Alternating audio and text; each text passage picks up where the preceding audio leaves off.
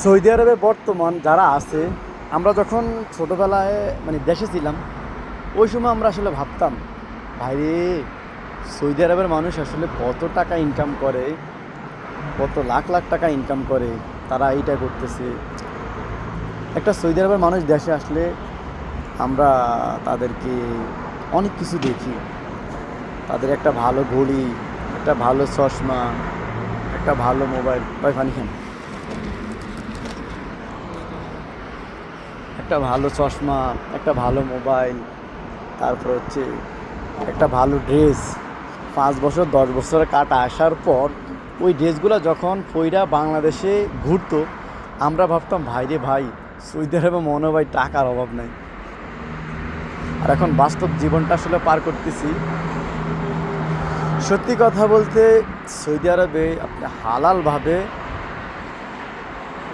বাঁচতে হইলে অনেক কঠিন, অনেক কঠিন, যেটা আসলে বলার ভাষা নাই। আমি ভিডিওর মাধ্যমে আপনাদেরকে বলার চেষ্টা করতেছি বা করি, কিন্তু এরকম লাখো লাখো বাংলাদেশি লোক, বাঙালি লোক, তারা আছে ভাই, কষ্টে শুধু বুকটা ফাটিয়ে যাইতেছে, কিন্তু কোনো কিছু বলতে পারে না।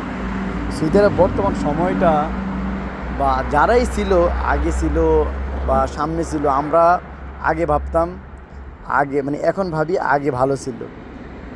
আর এখন যারা আসছে তারা ভাবে 5 বছর আগে ভালো ছিল।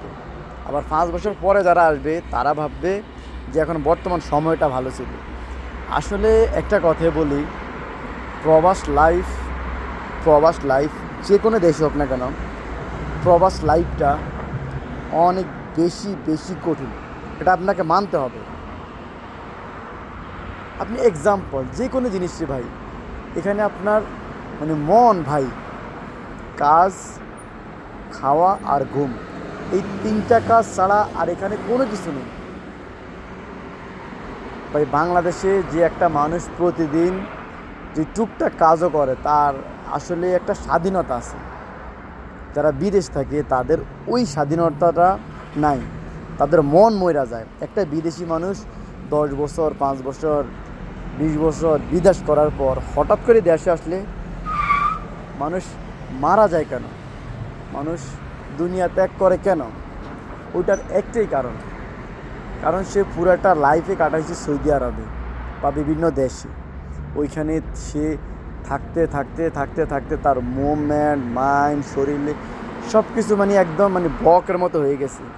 আর ওই ব্লক যখন একটা সময় দেশে যাওয়ার পর, একটা মানুষ দেশে যাওয়ার পর, ওই সময় মানুষটার 2-4 বছর বাঁচার পর মানুষটা আসলে দুনিয়া থেকে ত্যাগ করে। এটা আমার চোখের দেখা, আমার আশেপাশে অনেক মানুষ, আমি এমনটা দেখছি। আমি বাস্তব লাইফটা শুধু আপনাদের কাছে শুধু তুলে ধরছি। সত্যি কথা ভাই, সৌদি আরব প্রবাস লাইফ কষ্টের, এটা মানতে হবে, মানতে হবে। যাই হোক, সবাই ভালো থাকেন, সুস্থ থাকেন, আমার সাথে থাকেন।